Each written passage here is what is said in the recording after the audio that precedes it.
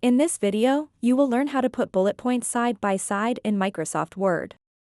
First things first, open up the Microsoft Word document where you want to put your bullet points side by side.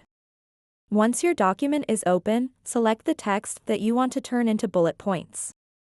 If you haven't typed anything yet, go ahead and do so now. Next, navigate to the top of your screen and click on the Home tab. This is where you'll find all the basic formatting tools.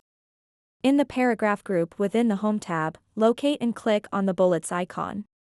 This will convert your selected text into bullet points instantly. Now that you have your bullet points set up, it's time to arrange them side by side.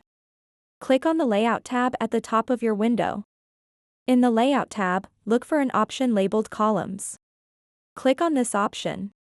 You'll see a list of column options appear.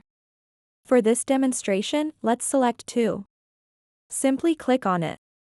If there were existing bullet points before applying this technique, they would now be neatly arranged in 2 columns.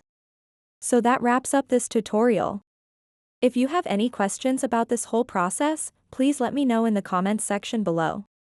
And if this video helped you out, please give it a big thumbs up and subscribe to this channel for more tutorial videos like this one. Thank you so much for watching and have a good day.